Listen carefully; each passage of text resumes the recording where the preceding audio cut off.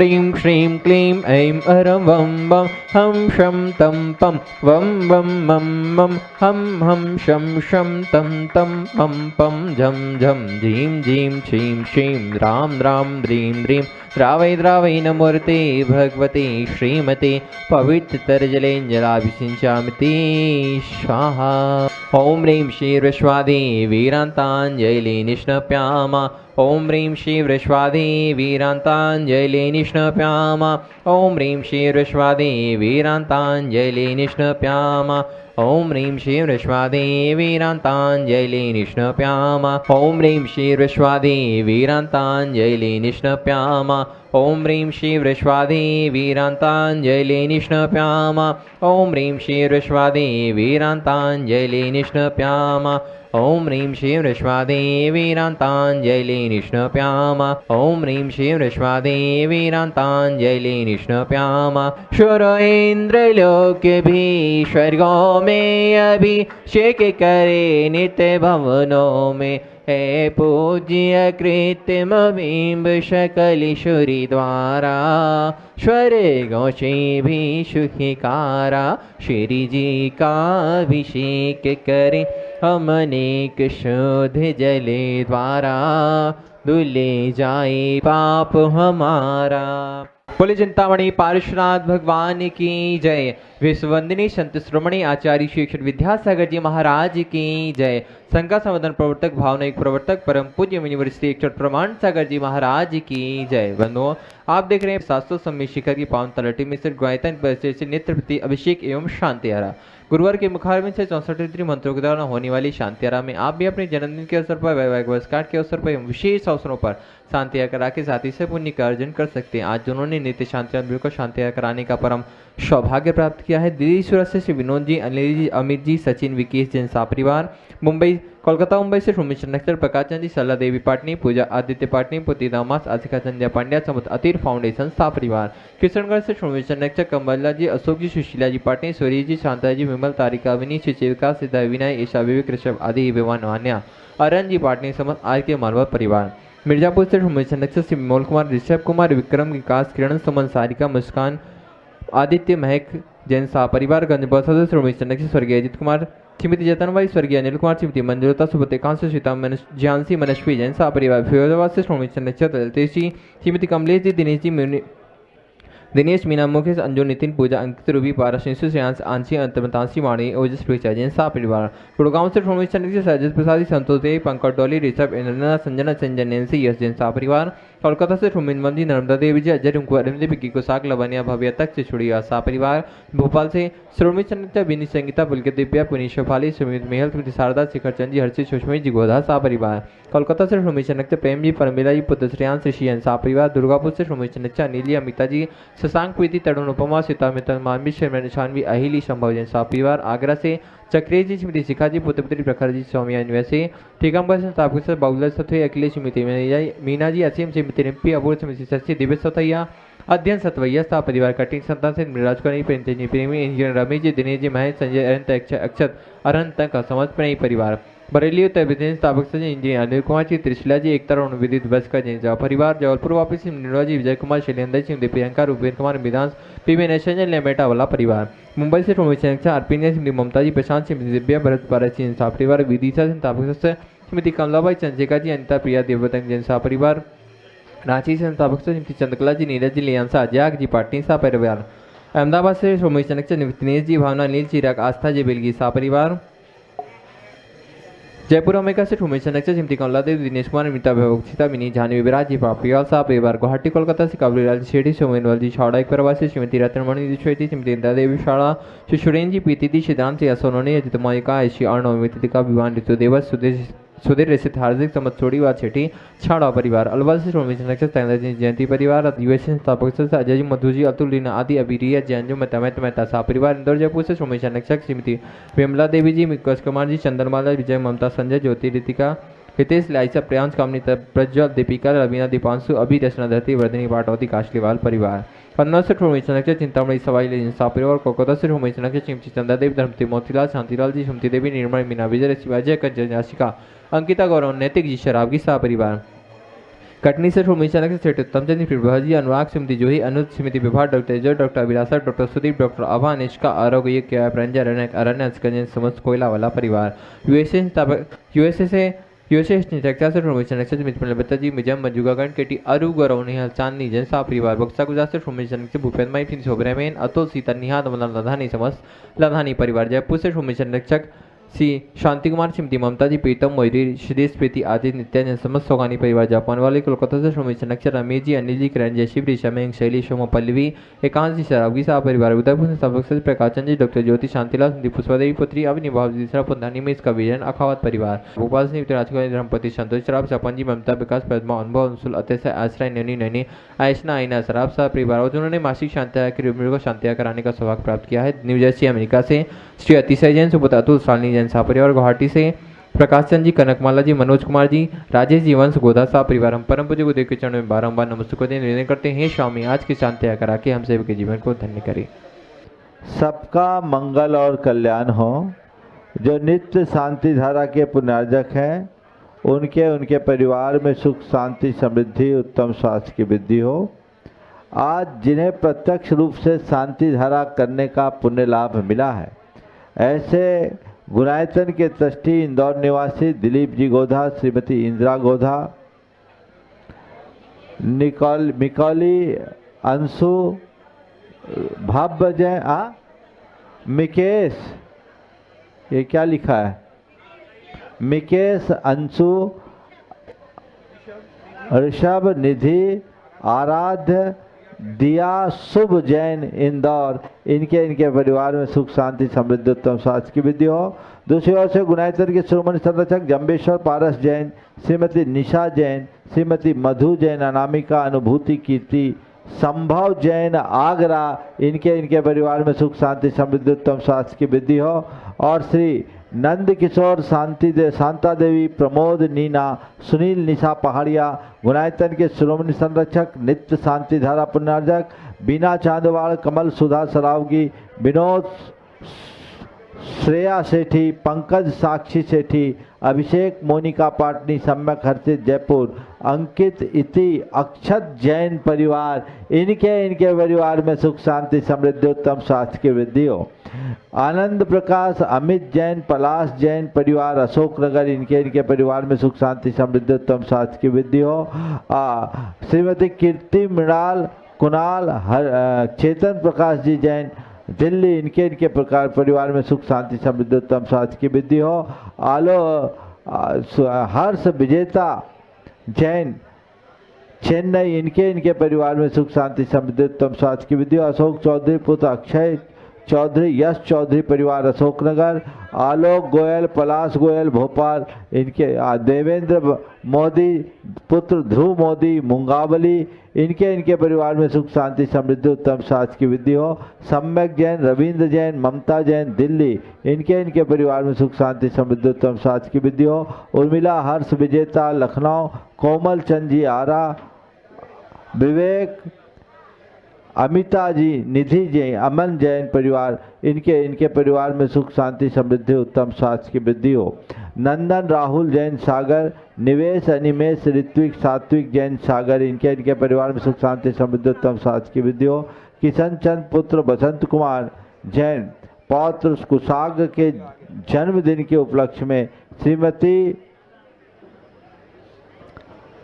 व्रती श्राविका श्रीमती शकुन दीदी क्या लिखे अंजलि जैन चक्रेश जैन सविता जैन आर्य अंश विदिशा सिद्धचक महामंडल विधान जो संपन्न कर रहे हैं इनके परिवार सुख शांति समृद्धि उत्तम स्वास्थ्य की वृद्धि हो। श्रीमती पूनम जैन गुड़गांव इन्हें शीघ्र स्वास्थ्य की उपलब्धि हो। और कुमारी तनुश्री जैन पाटन इनके बौद्धिक विकास की उपलब्धि हो। आज के विधान पुण्यार्जक चंद्रपुर मेरठ से राजेश अंजू साधना वैभव रीतिका जैन परिवार विदिशा से श्रीमती रोशनी जैन के जन्मदिवस के उपलक्ष्य में राहुल जैन परिवार। आज की विशेष शांति धारा दिलीप कंथालिया के जन्मदिवस के उपलक्ष्य में वर्षा कंथालिया परिवार। जन्मदिवस के अवसर पर दिलीप कुमार सेठिया चेन्नई जयपुर सोनाली अग्रवाल सागर से डॉक्टर अमरचंद कल्पना जैन अनूप जैन इनके परिवार में सुख। अनु जैन कहाँ का स्थान का नाम नहीं। इनके जन्मदिन का अवसर इनके परिवार में सुख शांति समृद्धि उत्तम स्वास्थ्य की वृद्धि हो। मिर्जापुर से आदित्य जैन अपने लक्ष्य में सफल हो। आज इनके स्वास्थ्य लाभ की विशेष मंगल भावना भाई गई। देहरादून से श्रीमती कमलेश जैन, न्यूयॉर्क से विनीता पापड़ीवाल, गुवाहाटी कोलकाता से देवर्ष जैन, सारंगपुर से श्रीमती योशिता जैन, अनिमेश श्रीपाल कुसुम जैन, ऋत्विक सात्विक मितांशी जैन के स्वास्थ्य लाभ के लिए और जिन्हें आज प्रत्यक्ष रूप से शांति धारा की सहभागिता प्राप्त कर रही हैं ब्रह्मचारिणी बहन सुनीता दीदी, कैलाश चंद, निर्मला देवी। कैलाश चंद जी के स्वास्थ्य लाभ की विशेष मंगल भावना से कैलाश चंद, निर्मला देवी, मोहित, प्रियंका, मंत्र जैन, राकेश, एकता, ऋषभ जैन, श्वेता, मयंक जैन, कानपुर, कोलकाता, नागपुर परिवार और बांसा से प्रेमचंद, पदमचंद, अनीता, पारस, रश्मि जैन परिवार, ब्रह्मचारिणी सुनीता बहन के परिवार का इनके परिवार में सुख शांति समृद्धि उत्तम स्वास्थ्य की वृद्धि हो। जितने भी लोग यहाँ प्रत्यक्ष रूप से उपस्थित हैं और जो परोक्ष रूप से शांति धारा का अनुमोदन कर रहे हो उनके परिवार में सुख शांति समृद्धि उत्तम स्वास्थ्य की वृद्धि हो। सबका मंगल हो, सबका कल्याण हो, सभी सुखी रहे, सभी स्वस्थ रहे। इस पुनीत भाव से शांति धारा का शुभारंभ करें। ओम नमः सिद्धेभ्यः श्री वीतरागाय नमः।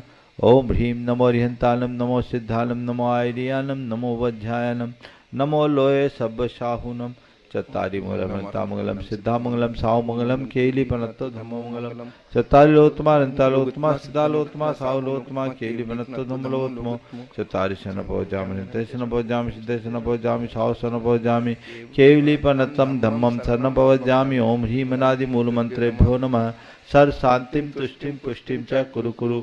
ओम नोरते भगवते प्रच्छिन्नासे दोषकलमसाय दिव्य तेजो मूर्ते नमः। श्री शांति नाथाय शांति कराय सर्वविघ्न प्रणाशाय सर्वरोगा मृत्यु विनाशाय सर्वचित्तोपद्रव विनाशाय सर्वक्षाम डामर विनाशाय। ओम राम ह्रीं रूम रौम र सियाउषा सर शांतिम तुष्टिम पुष्टिम च कुरु कुरु। ओम नवरते भगवते प्रच्छिन्नासे दोषकलमसाय दिव्य तेजो मूर्ते नमः। श्री शांति नाथाय शांति कराय सर्वविघ्न प्रणाशाय सर्वरोगा मृत्यु विनाशाय सर्वचित्तोपद्रव विनाशाय सर्वक्षाम डामर विनाशाय। ओम राम ह्रीं रूम रौम र सियाउषा सर शांतिम तुष्टिम पुष्टिम च कुरु कुरु। ओम ह्रूम छुम पट कीटिम घाते घाते परिविघ्नान स्फुटे स्फुटे सहस्कंडान कुरु कुरु परमुद्रान छिन छिंदा परमंतान भिन्न भिंदा अच्छा बाबा रूपट सर शांतिम कुरु कुरु। ओम ह्रीं श्रीं क्लीं ऐं अर्हम् अस्यावसानाहद विद्याय लमो हिंतानम रोम सर शांतिम कुरु कुरु। ओम आराम श्री ह्रीं आहुरूम ऊ रोम साहर जगदाद विनाशनाय ह्रीं श्री शांतिनाथाय नमः सर शांतिम कुरु कुरु। ओम ह्रीं श्री शांतिनाथा सोक्तर सत प्रातिहार मणिता सोक्तर सत प्रातिहार सोन बदबदाय हम लर्विम विजय सर्वदो शांति कराय नमः सर शांतिम कुरु कुरु। ओम ह्रीं श्री शांतिनाथाय सुरभुष्टि सत्प्राति अर्मिताय सुरभुष्टि सत्प्राति आठ सोन प्रतपदाय बम्बलर्विम विजय सर्वदो शांति कराय नमः सर शांतिम कुरु कुरु। ह्रीं श्री शांतिनाथाय दिव्यध्वनि सत्प्राति अर्मिताय दिव्यध्वनि सत्प्राति आठ सोन प्रतपदाय बम्बलर्विम विजय सर्वदो शांति कराय नमः सर शांतिम कुरु कुरु। ओम ह्रीं श्री शांतिनाथाय चाम्रोत्तोलन सत्प्राति अर्मिताय चाम्रोत्तोलन सत्प्राति आठ सोन प्रतपदाय बम्बलर्विम विजय सर्वदो शांति कराय नमः सर शांतिम कुरु कुरु। ओम ह्रीं श्री शांतिनाथाय सिंहासन सत्प्राति अर्मिताय सिंहासन सत्प्राति आठ सोन प्रतपदाय बम्बलर्विम विजय सर्वदो शांति कराय नमः सर शांतिम कुरु कुरु। ओम ह्रीं श्री शांतिनाथाय महामंडल सत्प्राति अर्मिताय महामंडल सत्प्राति आठ सोन प्रतपदाय बम्बलर्विम विजय सर्वदो शांति कराय नमः सर शांतिम कुरु कुरु। ओम ह्रीं श्री शांतिनाथाय दुंदुभि सत्प्राति अर्मिताय दुंदुभि सत्प्राति आठ सोन प्रतपदाय बम्बलर्विम विजय सर्वदो शांति कराय नमः सर शांतिम कुरु कुरु। ओम ह्रीं श्री शांतिनाथाय छत्तर सत्प्राति अर्मिताय छत्तर सत्प्राति आठ सोन प्रतपदाय बम्बलर्विम विजय सर्वदो शांति कराय नमः सर शांतिम कुरु कुरु। ओम ह्रीं श्री शांतिनाथाय प्रातिहार्या सहिताय बीजाष्ट मंडन मंडिताय सर्वविघ्न शांति कराय नमः सर शांतिम कुरु कुरु। ओम ह्रीं अर्हम् नमो जिनानम सर शांति भवतु। ओम ह्रीं अर्हम् नमो हि जिनानम सर शांति भवतु। ओम ह्रीं अर्हम् नमो परमो हि जिनानम सर शांति भवतु। ओम ह्रीं अर्हम् नमो सब्बो हि जिनानम सर शांति भवतु। ओम ह्रीं अर्हम् नमो अनंतो हि जिनानम सर शांति भवतु। ओम ह्रीं अर्हम् नमो कोट बुद्धिनाम सर शांति भवतु। ओम ह्रीं अर्हम् नमो बीज बुद्धिनाम सर शांति भवतु। ओम ह्रीं अर्हम् नमो पदानुसारिणाम सर शांति भवतु। ओम ह्रीं अर्हम् नमो संभिन्सोदाराणाम सर शांति भवतु। ओम ह्रीं अर्हम् नमो स्वयं बुद्धानाम सर शांति भवतु। ओम ह्रीं अर्हम् नमो पत्ते बुद्धानाम सर शांति भवतु। ओम ह्रीं अर्हम् नमो बोहि बुद्धानाम सर शांति भवतु। ओम ह्रीं अर्हम् नमो उजुमदीनाम सर शांति भवतु। ओम ह्रीं अर्हम् नमो विपुलमदीनां सर्व शांति भवतु। ओम ह्रीं अर्हं नमो दशपुबीनां सर्व शांति ओम भवतु। ह्रीं अर्हं नमो चौदशपुबीनां सर्व शांति ओम भवतु। ह्रीं अर्हं नमो ठंग महानिमित्त सर्व शांति भवतु। ओम ह्रीं अर्हं नमो बनिधिपत्तानं सर्व शांति ओम भवतु। ह्रीं अर्हं नमो विद्याहरानं सर्व शांति ओम भवतु। ह्रीं अर्हं नमो चारणानं सर्व शांति भवतु। ओम ह्रीं अर्हं नमो पन्नसम्नानं सर्व शांति ओम भवतु। ह्रीं अर्हं नमो आकाशगामिनं सर्व शांति भवतु। ओम ह्रीं अर्हं नमो आशिविशानं सर्व शांति भवतु। ओम ह्रीं अर्हं नमो डिठ्ठिविशानं सर्व शांति भवतु। ओम ह्रीं अर्हं नमो उग्गतवानं सर्व शांति भवतु। ओम ह्रीं अर्हं नमो दित्ततवानं सर्व शांति भवतु। ओम ह्रीं अर्हं नमो तत्ततवानं सर्व शांति ओम भवतु। ह्रीं अर्हं नमो महातवानं सर्व शांति भवतु। ओम ह्रीं अर्हं नमो घोरतवानं सर्व शांति भवतु। ओम ह्रीं अर्हं नमो घोरगुणानं सर्व शांति ओम भवतु। ह्रीं अर्हं नमो घोरपक्मानं सर्व शांति ओम ह्रीं भवतु। अर्हं नमो खेलो सही पत्तानं सर्व शांति ओम भवतु। ह्रीं अर्हं नमो जल्लो सही सर्व पत्तानं शांति भवतु। ओम ह्रीं अर्हं नमो विट्ठो सही पत्तानं सर्व शांति भवतु। ओम ह्रीं अर्हं नमो सब्बो सही सर्व पत्तानं शांति भवतु। ओम ह्रीं अर्हं नमो मनबलिनं सर्व शांति ओम भवतु। ह्रीं अर्हं नमो बची बलिनं सर्व शांति ओम भवतु। ह्रीं अर्हं नमो काय बलिनं सर्व शांति भवतु। ह्रीं अर्हं नमो क्षीर सवीन सर्व शांति भवतु। ओम ह्रीं अर्हं नमो सप्पि सवीनं सर्व शांति भवतु। ओम ह्रीं अर्हं नमो महु सवीन सर्व शांति भवतु। ओम ह्रीं अर्हं नमो अमी सवीनं सर्व शांति भवतु। ओम ह्रीं अर्हं नमो क्षीण महानशानं सर्व शांति ओम भवतु। ह्रीं अर्हं नमो बड्ढमानानं सर्व शांति ओम भवतु। ह्रीं अर्हं नमो लोय सब सिद्धाय दनानं सर्व शांति भवतु। ओम ह्रीं अर्हं नमो भयवदो महदी महावीर बड्ढमान बुद्धि ऋषिनं चेदि सर्व शांति भवतु। ओम नमो भगवतो बद्धमान स ऋषस जश्चकम जलम तम गच्छय आसम पायलम लोयानम भयानम जीवा विवादिवा रंगनेवा थमनेवा मोनेवा सब्जी सत्तानम अपराजितो भवदु में रख रख स्वाहा। श्री शांतिरस्तु तथास्तु। शिवमस्तु तथास्तु। जयोस्तु तथास्तु। नित्यमारोग्यमस्तु तथास्तु। सर्वेषां तुष्टिरस्तु तथास्तु। पुष्टिरस्तु तथास्तु। समृद्धिरस्तु तथास्तु। कल्याणमस्तु तथास्तु। सुखमस्तु तथास्तु। अभिवृद्धिरस्तु तथास्तु। दीर्घायुरस्तु तथास्तु। कुलगोत धनानि सदा सन्तु तथास्तु। धर्म श्री बलायुरारोग्यैश्वर्याभिवृद्धिरस्तु तथास्तु। ओम ह्रीं अर्हं नमो संपूर्ण कल्याण मंगल रूप मोक्ष पुरुषार्थस्य भवतु। संपोजका नाम प्रतिपालका नाम यतीन्द्र सामान्य तपोधनानां देशस्य राष्ट्रस्य पुरस्य राज्ञ करोतु शांति भगवान जिनेन्द्र। करोतु शांति भगवान जिनेन्द्र। करोतु शांति भगवान जिनेन्द्र। प्रदत्त घाति कर्माण केवल ज्ञान भास्करा कुर्वन्तु जगतां शांति विश्वाद्या या मुनीश्वर। जय बोलो श्री आदिनाथ भगवान की जय जय जय। भगवान की जय जय। आदिनाथ भगवान की जय जय जय। भगवान की जय जय जय। वीर भगवान की जय जय जय। तीर्थंकर भगवंतों की जय जय जय। परम पूज्य आचार्य गुरुवर श्री विद्यासागर जी जय जय जय। ओम। परम पूज्य महामना अमृत प्रभासागर जी महाराज की।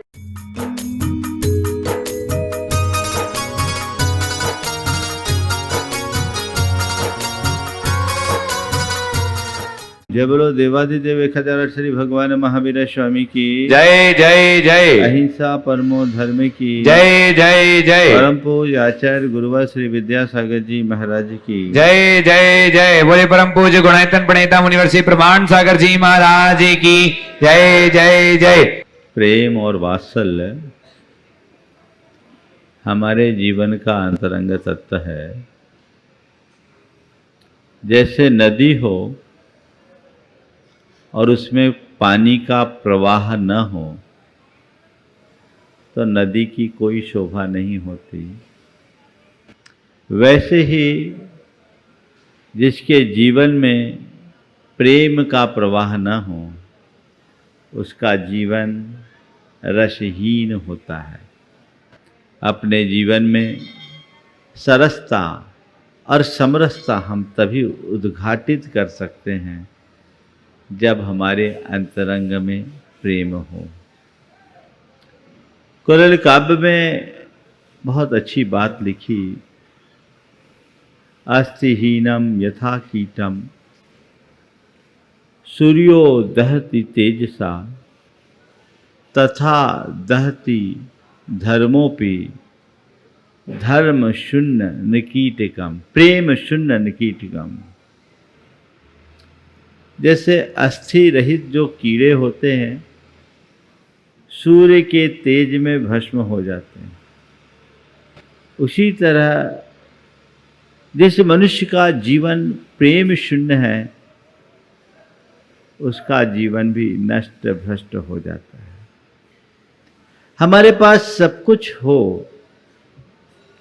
और प्रेम न हो तो बड़ा गड़बड़ होता है।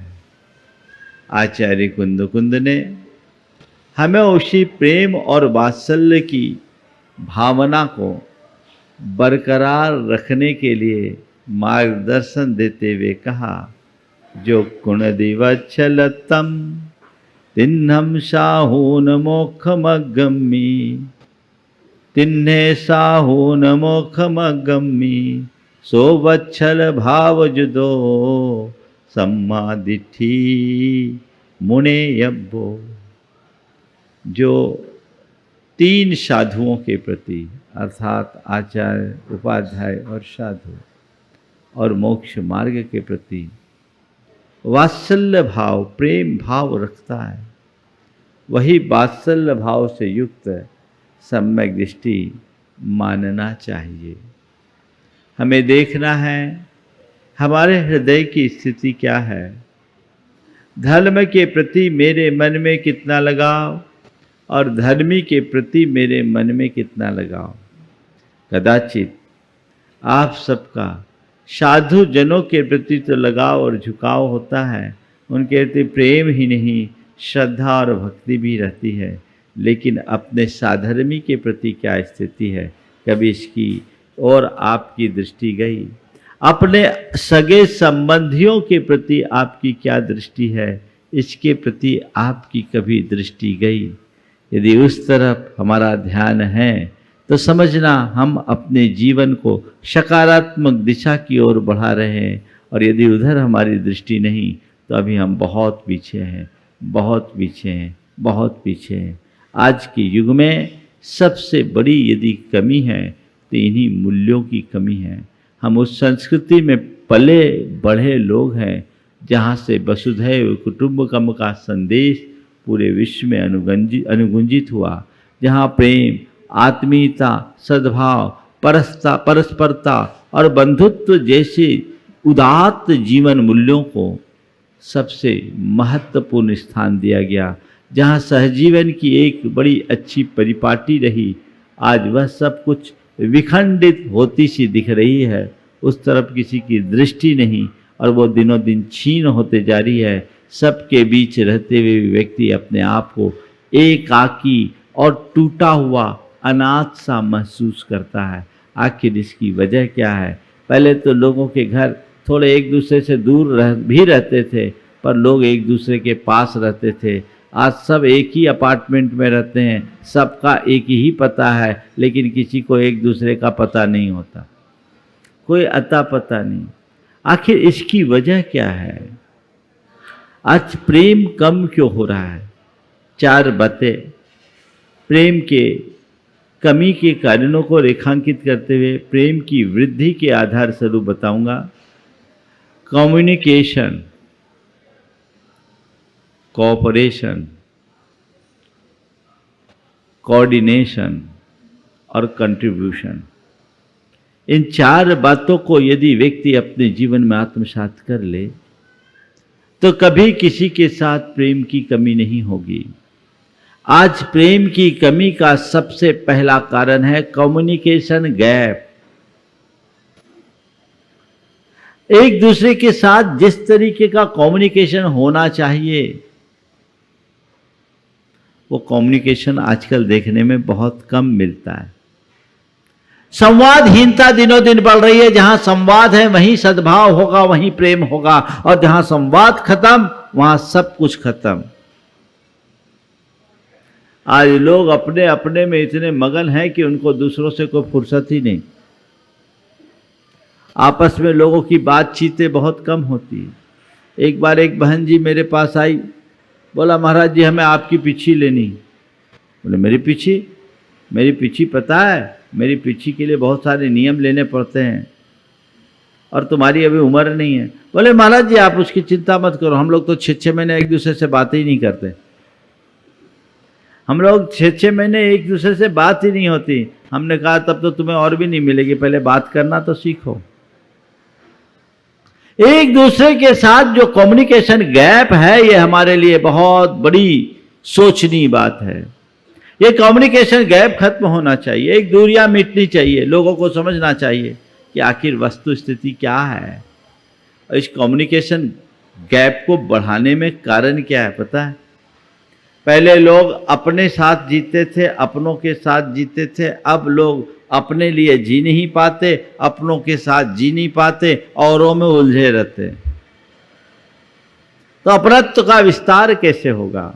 औरों में किनसे उलझते हैं? आज सबसे ज्यादा अगर मनुष्य की संवादहीनता का कारण बना है तो सोशल मीडिया है। इन सोशल मीडिया में उलझे हुए लोग उन फालतू की बातों में अपना सब कुछ खर्च कर देते हैं जिनसे कोई लेना देना नहीं है।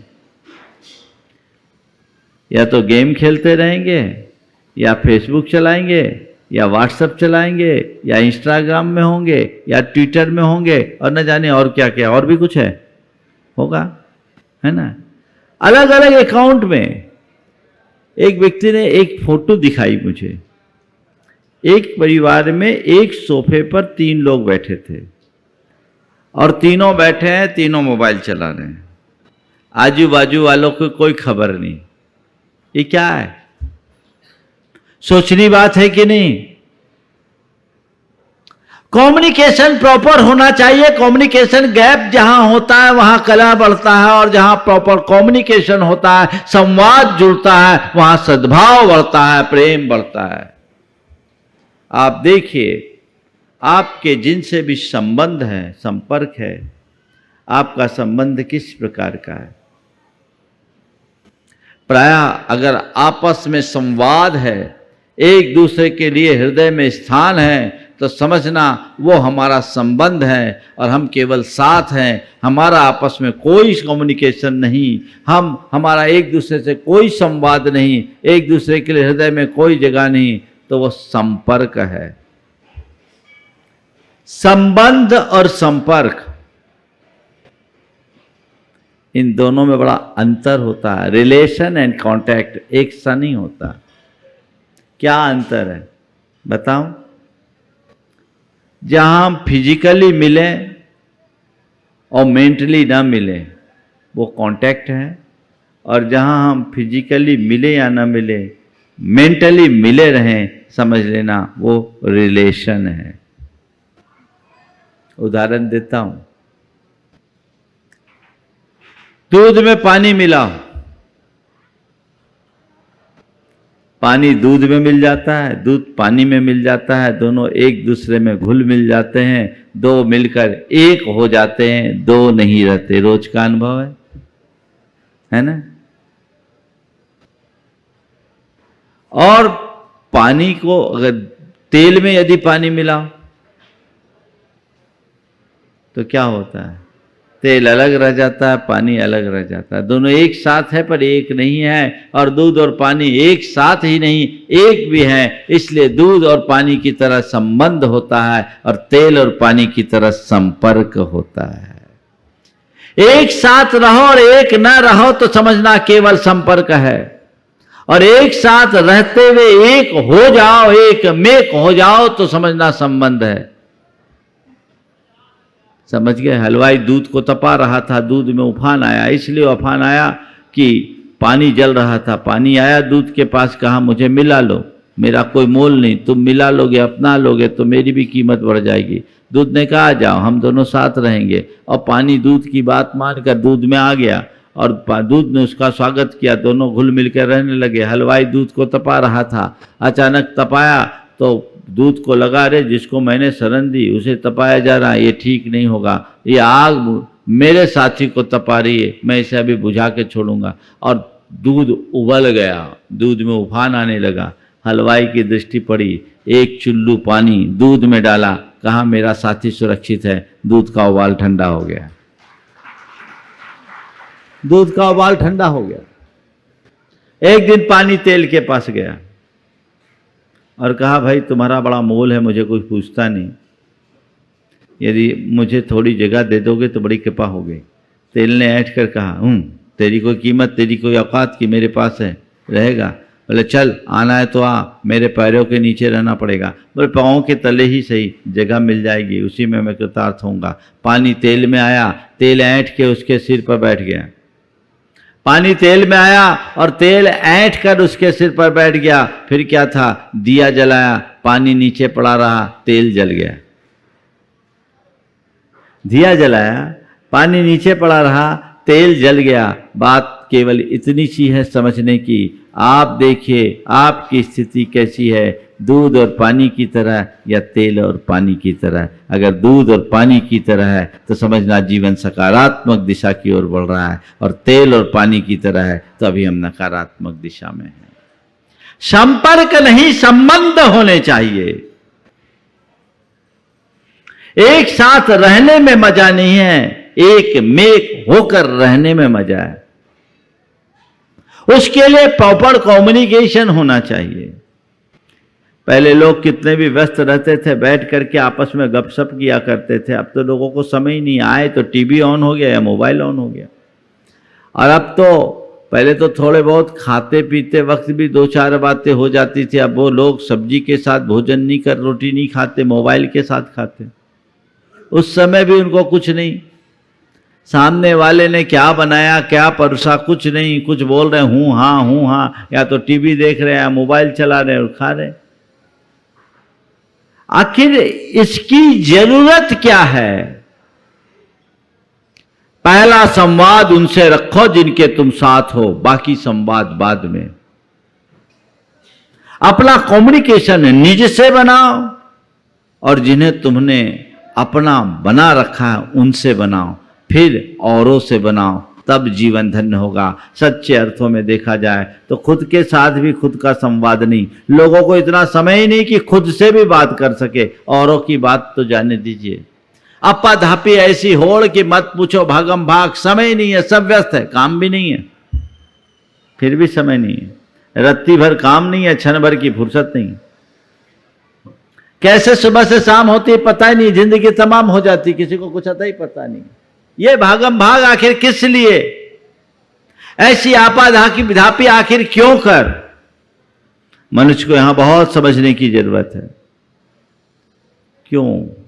कम्युनिकेशन प्रॉपर होना चाहिए, और जब आप एक दूसरे के साथ अपना संवाद बनाए रखेंगे तो सुख दुख की बातें होगी, और यदि एक दूसरे के पीछे कोई मिसअंडरस्टैंडिंग होगी तो वो भी क्लियर होगी। गलत फहमी हमें एक दूसरे से दूर करती है और संवाद एक दूसरे के निकट लाता है। यदि किसी के प्रति तुम्हारे मन में कम्युनिकेशन गैप हुआ है, उसे पूरा करो, गैप मत रहने दो, खुल करके बातें करो, समझो, ये बहुत जरूरी है। आजकल घर परिवार में किसी को किसी से बात करने की फुर्सत नहीं। देखिए क्या स्थिति होती है। एक लड़की जो एक नॉन जैन लड़के के साथ विवाह करने के लिए उतारू हो गई। उसके पिताजी एक बड़े एडवोकेट थे, अपने शहर के लीडिंग प्रैक्टिशनर थे, बड़ा नाम था उनका। वो उसको लेकर मेरे पास आए, काफ़ी समय बाद आए, और मेरे पास आकर अपना वकीली तर्क देकर कहा कि महाराज जी, इससे पूछो कि एक लड़के के साल भर के प्यार के पीछे हमारे 20 साल के प्यार को क्यों भुला दी? साल भर के प्यार के पीछे हमारे 20 साल के प्यार को क्यों भुला दी? उस लड़की ने जो जवाब दिया वो हमें अंदर से हिला दिया। बोला महाराज जी, इनसे पूछो, ये जानते कहाँ प्यार क्या होता है? इनको ये प्यार की बात करते हैं, हमारे पापा के पास प्यार है कहाँ? इनको क्लाइंट और कोर्ट और अपनी सामाजिक बातों के अलावा इनके पास फुर्सत कहाँ है? इनको कभी ये लगा कि इनकी बेटियां भी हैं, इनके बेटे भी हैं, इनको टाइम कहाँ? महाराज जी कहने को ये कहते हैं पर इनको कभी टाइम नहीं। हफ्तों हो जाती, हम तो इनका चेहरा तक नहीं देख पाते, बातों की बात करते हैं। महाराज मैं बहुत आगे निकल चुकी, मुझे घर में प्यार नहीं मिला, और जिसका प्यार मिला मैं उधर चले गई। बात सोचने की, हालांकि मैंने उसको अपने तरीके से समझाया, लेकिन ये एक बहुत गंभीर बात है। जब माँ बाप अपने बच्चों के लिए प्रॉपर समय नहीं देते, माँ बाप का अपने बच्चों से ठीक तरीके से संवाद नहीं जुड़ता, तो बच्चों का फिर कहीं और कनेक्शन जुड़ जाता है और वो बहुत खतरनाक बन जाता है। इसलिए प्रेम की नींव डाले रखना चाहते हैं तो कम्युनिकेशन को प्रॉपर बना करके रखिए, उसमें कोई कमी मत होने दीजिए। आजकल तो क्या करे, हर किसी में कम्युनिकेशन गए, पति पत्नी में बातचीत नहीं, भाई भाई में बातचीत नहीं, पिता पुत्र में बातचीत नहीं, तो आखिर जीवन कैसे चलेगा? आप लोगों में क्या होती, पहले बकबक होती है फिर मौन हो जाते हैं, है ना? माने पहले झगड़ते हो फिर दूरी कर लेते हो।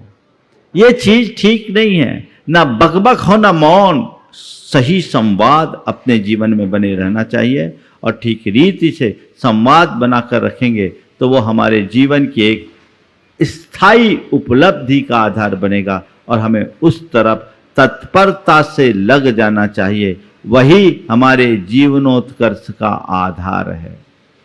तो पहली बात कम्युनिकेशन, दूसरी बात कोऑर्डिनेशन, तालमेल, समन्वय, सामंजस्य।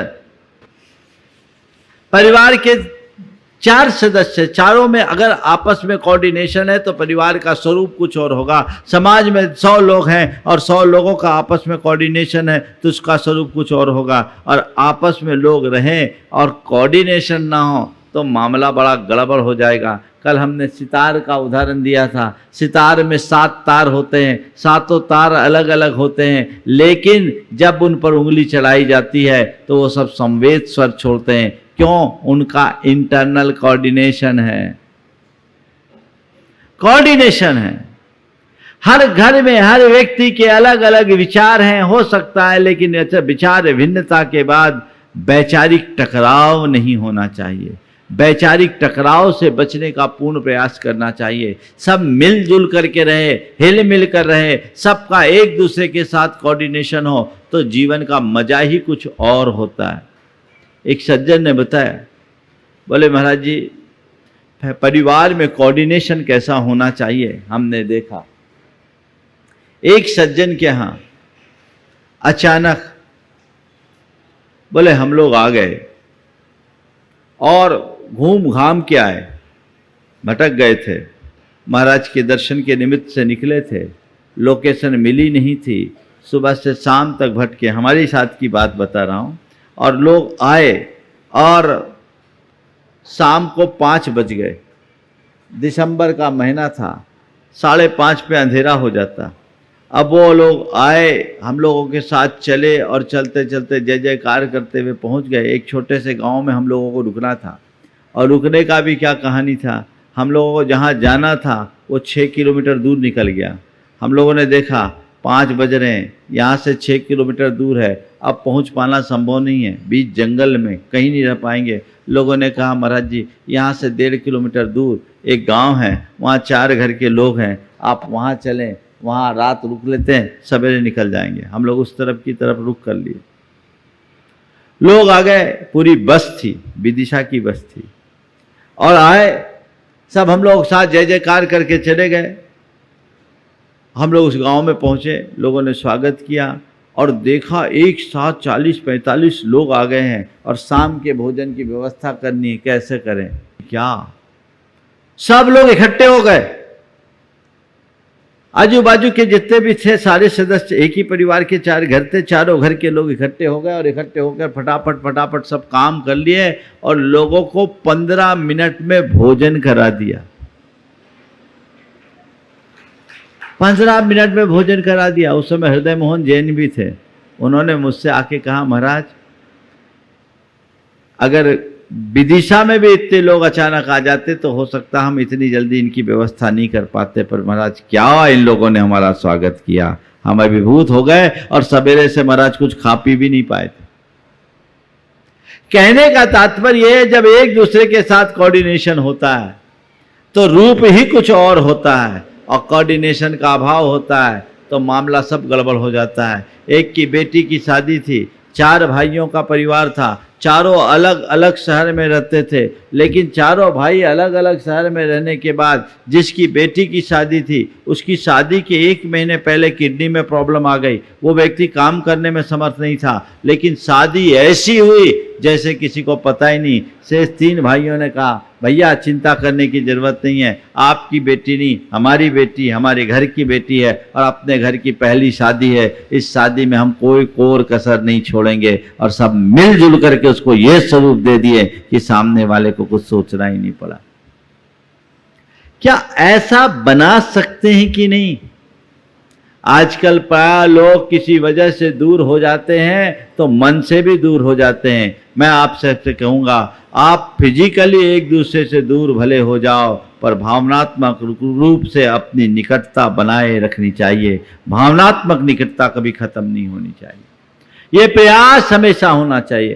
कोऑर्डिनेशन बना करके चलो सब में, जिसमें जो हो वैसा करो, जिसके अंदर जो योग्यता है, जिसकी जैसी दृष्टि है, जिसके अंदर जैसी प्रतिभा है, जिसकी जैसी रुचि है, जिसकी जैसी क्षमता है, उसके अनुरूप वो काम करे। और दूसरा, जहाँ उसकी कमी है उसकी पूर्ति कर दे, तो जीवन निखर जाता है। और लोग एक दूसरे के साथ खींचातानी करते हैं तो जीवन बिखर जाता है। हमें जीवन को निखारना है, बिखरने से बचाना है। ये हमारी पहली प्राथमिकता होनी चाहिए।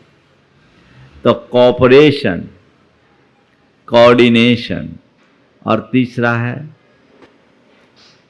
क्या बोला था? कंट्रीब्यूशन। कोऑपरेशन, कोऑर्डिनेशन, कंट्रीब्यूशन, और क्या बोला? कॉम्बिनेशन बोला था मैंने, हाँ, कम्युनिकेशन। हाँ, कम्युनिकेशन, कोऑर्डिनेशन और कोऑपरेशन, चौथी बात। तो एक दूसरे से मिलते जुलते शब्द है, मैं तो जब चालू हो जाता हूं तो चालू हो जाता हूं, जो आपके भाग्य से निकल जाए। कोऑपरेशन, एक दूसरे को सहयोग, सहयोग में कभी कमी नहीं होना चाहिए। जहां जब जिसको जैसी जरूरत पड़े सहयोग दो। परिवार में यदि किसी को जरूरत है तो सहयोग के लिए खड़े रहो। समाज में यदि किसी को जरूरत है तो उसके लिए खड़े रहो, तब तुम कुछ अच्छा कर पाओगे। जहां सहयोग देने की परिपाटी होती है वहां सतत उन्नति होती है, और जहां सहयोग की परिपाटी नहीं होती उनका निश्चित पतन होता है।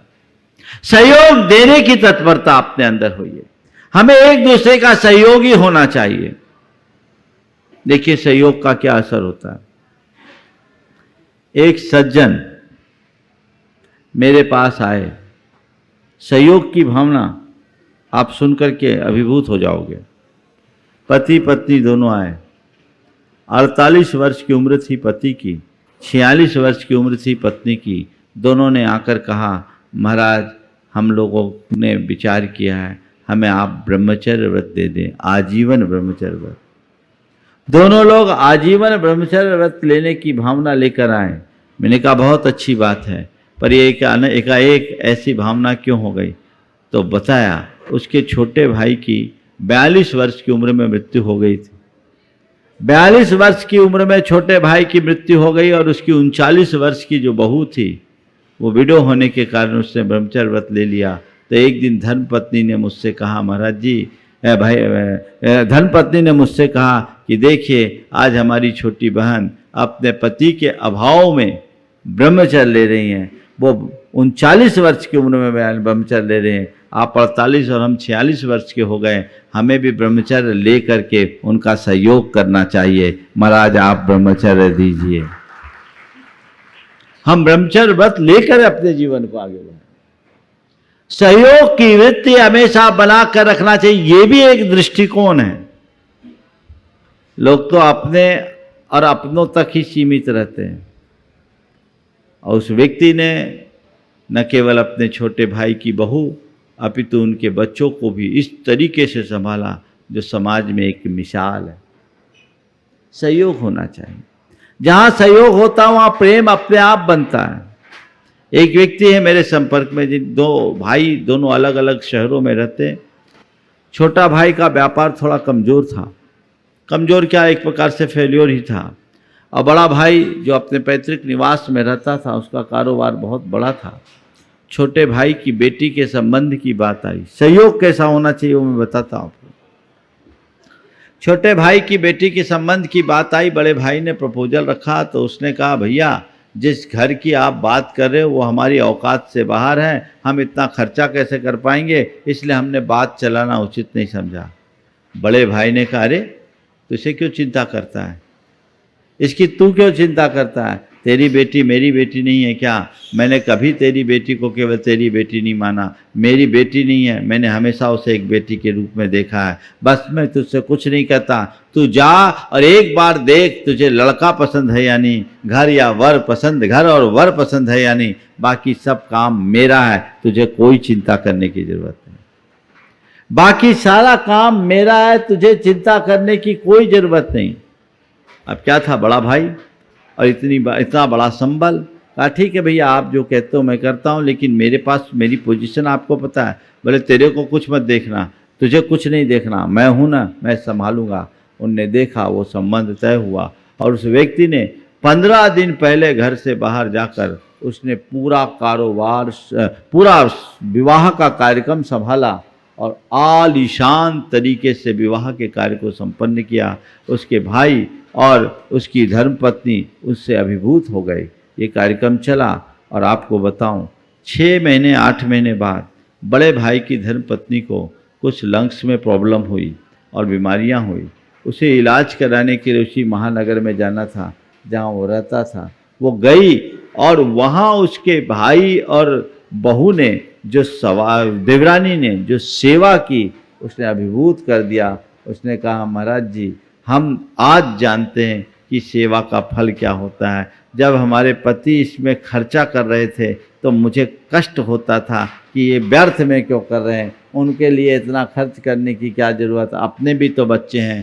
पर आज मुझे लगता है ये जो हमने किया ये बहुत कम किया, जो हमें मिला है वो करोड़ों खर्च करके भी नहीं पाया जा सकता।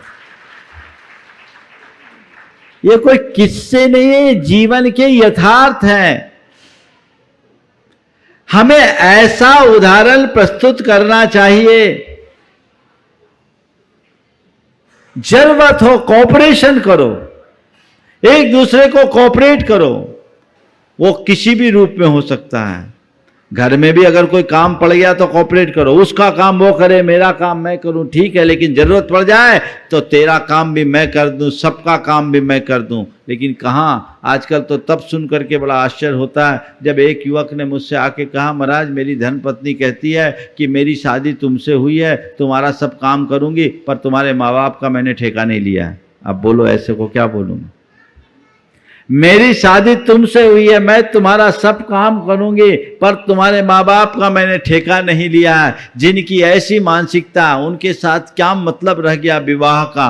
विवाह तो हमारे परिवार और समाज की धुरी है जिसके बल पर सहजीवन और परस्परता जैसे मूल्यों को आगे बढ़ाया जा सकता है। जब वही खंडित हो जाएगा तो बचेगा क्या? ये बिगड़ती हुई सोच का विकृत परिणाम है। इसके प्रति हमें बहुत बहुत गंभीरता से सोचना चाहिए और उसी अनुरूप अपने जीवन को आगे बढ़ाना चाहिए। तो हम एक दूसरे का पूरा सहयोग करें, कोऑपरेशन होना चाहिए।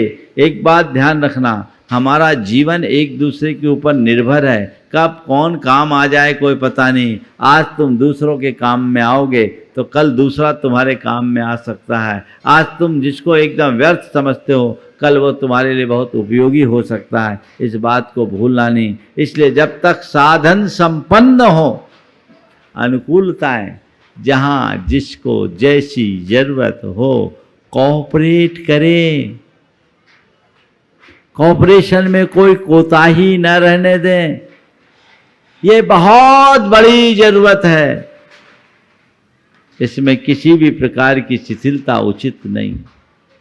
और आखिरी बात है कंट्रीब्यूशन, हमारा योगदान। सहयोग ऊपरी होता है लेकिन कंट्रीब्यूशन जो होता है वो उससे ऊपर।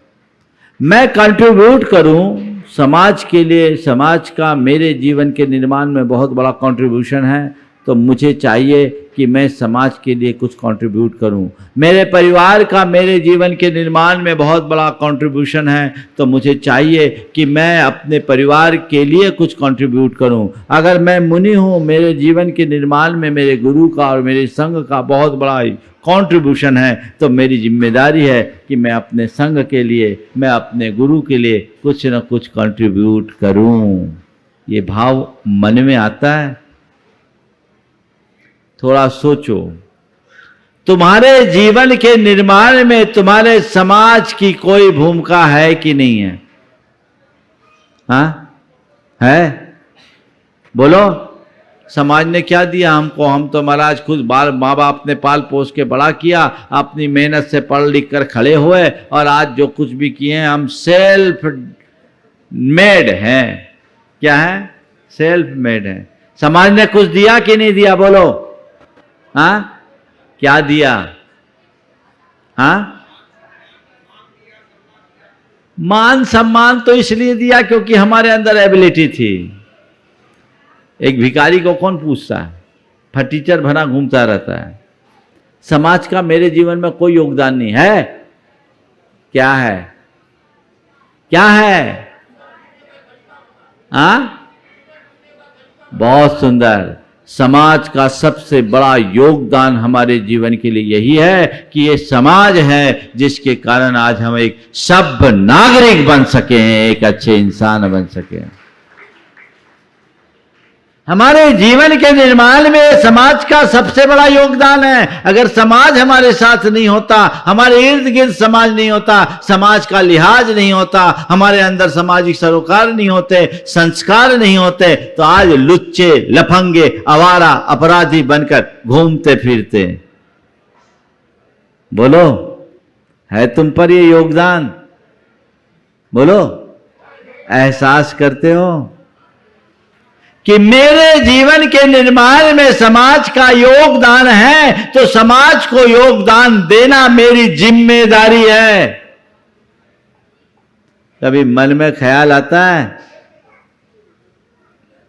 शायद नहीं। और यही मनुष्य के जीवन की बड़ी दुर्बलता है। अगर मेरे जीवन के निर्माण में समाज का योगदान है, तो मेरी जवाबदेही है कि मैं समाज के निर्माण में अपना योगदान दूं। यह हमेशा मन में भाव होना चाहिए, ताकि मैं समाज को आगे बढ़ा सकूं। मैं एक स्थान पर था, एक सामाजिक कार्यक्रम था, और वहां के एक बहुत बड़े एडवोकेट थे। वो एडवोकेट मतलब बड़े लब्ध प्रतिष्ठित, मध्य प्रदेश की ही बात है, स्थान का नाम नहीं ले रहा हूं। और मध्य प्रदेश में एक नामी वहां के कांग्रेस कमेटी के वे लीगल एडवाइजर भी थे, बड़ी अच्छी हैसियत वाले। मेरे पास आए, लोगों ने कहा महाराज जी इनको इस कार्य में जोड़ना बहुत अच्छा होगा। मैंने जब उनसे बातचीत की तो उन्होंने बहुत अच्छी बात कही, आंखें भर आई। बोले महाराज मैंने बहुत अभावों में पढ़ा है, समाज ने मुझे पढ़ा करके बड़ा किया है, मेरे ऊपर समाज का बहुत बड़ा ऋण है। आज आप मुझे जिस काम के लिए जोड़ रहे हैं, मैं समझता हूं मेरे कर्जे को उतारने में एक छोटा सा कारण बनेगा। मैं जरूर करूंगा, मैं जरूर करूंगा, मैं जरूर करूंगा। ये मन में भाव होना चाहिए। कंट्रीब्यूशन मुझे देना है। आप कंट्रीब्यूशन लेने के लिए तो आगे हैं, उसको मुझे कंट्रीब्यूट करना चाहिए। मुझे क्या कंट्रीब्यूट करना है ये भी तो देखो। मेरे जीवन के निर्माण में मेरे परिवार का बहुत बड़ा योगदान है कि नहीं है? सबसे बड़ा योगदान माँ बाप का है, जिन्होंने तुम्हें जन्म दिया, जीवन दिया, संस्कार दिया। आज जो कुछ भी हो तुम, वो माँ बाप के कृपा के प्रसाद से हो। मानते हो? हाँ, मानते हो? मेरे शरीर के मेरे शरीर का एक एक बूंद खून मेरे माँ बाप की कृपा का प्रसाद है। मानते हो? तो मेरे माँ बाप ने मेरे जीवन में इतना बड़ा उपकार किया, उनका इतना बड़ा कंट्रीब्यूशन है। हालांकि माँ बाप कभी नहीं कहते कि मैंने तेरे उपकार किया, पर यह एहसास हमें होना चाहिए हमने उनके लिए क्या दिया। क्या दिया? बुढ़ापे में धक्का, वृद्धाश्रम का मुख क्या दिया? उपेक्षा, तिरस्कार, अपमान, अनादर। बोलो, कंट्रीब्यूशन होना चाहिए कि नहीं? और माँ बाप को क्या कंट्रीब्यूट करोगे? केवल उनके भरण पोषण की जिम्मेदारी नहीं, आजकल के माँ बाप इतने सक्षम हैं कि वो तुम्हारा अपने रिटायरमेंट के बाद भी उनका क्या, तुम्हारा भरण पोषण करने में समर्थ होते हैं। आज भी मैं बहुतों को जानता हूँ जो रिटायर होने के बाद भी अपने बच्चों को पैसा देते हैं, रिटायर होने के बाद भी देते हैं। उनको तुम्हारे भरण पोषण की उतनी जरूरत नहीं है। अगर उनको कोई जरूरत है तो तुम्हारे श्रद्धा और समर्पण की है, तुम्हारे मान सम्मान की है, तुम्हारे विनय बहुमान की है, जिसका आज नितांत अभाव होता जा रहा है। और उसके कारण उनके चेहरे पर मायूसी दिखती है, बेबसी दिखती है, लाचारी दिखती है। मैं एक महानगर में था, एक सज्जन आए जो अरबपति थे, बहुत बड़ी कंपनी के मालिक थे। उन्होंने भरी आंखों से मुझसे कहा, महाराज जी, हमारे पास सब कुछ है पर हमारा कोई नहीं।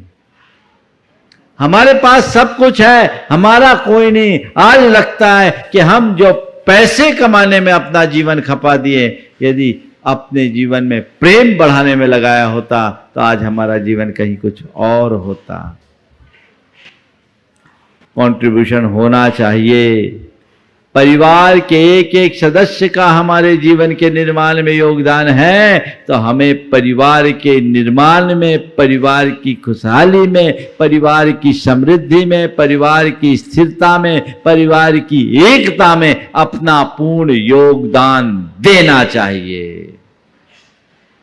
यदि हर व्यक्ति अपने इस तरह की जवाबदेही को समझ ले तो क्या कभी परिवार विखंडित होगा?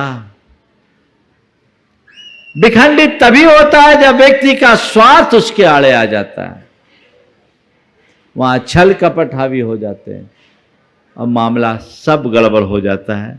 ऐसी गड़बड़ी से हमें अपने आप को पूरी तरह बचा करके रखना चाहिए। आज हम हैं, हर पल अपने गुरु के प्रति कृतज्ञ होते हैं, अपने संघ के प्रति कृतज्ञ रहते हैं और इस बात का हर पल ये ध्यान रखते हैं कि हमारे जीवन के निर्माण में हमारे गुरु का, संघ का जो योगदान है, मुझे उसकी पूर्ति हमेशा करनी है और ऐसे वैसे भी नहीं करना है, मुझे अपना श्रेष्ठतम प्रदान करना है। इसी वजह से मेरा प्रेम संघ के प्रति है, मेरी श्रद्धा गुरु के प्रति है। ये भाव आप भी ऐसे जगाओगे तभी अपने हृदय में प्रेम और वात्सल्य भर पाओगे, अन्यथा बातें बातें रह जाएगी। हम लोग बातें बहुत करते हैं लेकिन जो करने योग्य काम है उसमें अक्सर पिछड़ जाते हैं। हम पिछड़े नहीं। आज जो 4 बातें मैंने आप सबको बताई है, कम्युनिकेशन, कोऑर्डिनेशन, कोऑपरेशन और कंट्रीब्यूशन, आप इसे अपनाएं और कंपटीशन से बचें, कंपैरिजन से बचें, कंट्रावर्सी से बचें। चलो इस पर कल कर लेंगे। इसका उल्टा है, जो वात्सल्य को खत्म करने वाला है। क्या है? Competition, comparison, controversy. समझ गए? ये हमारे जीवन को तबाह करने वाले हैं। इनसे अपने आप को हमेशा दूर रख करके चलना है। जब हम इससे दूरी बनाएंगे तभी अपने जीवन को सफल और सुखी बना सकेंगे। समय आप सबका हो गया। यहीं पर विराम।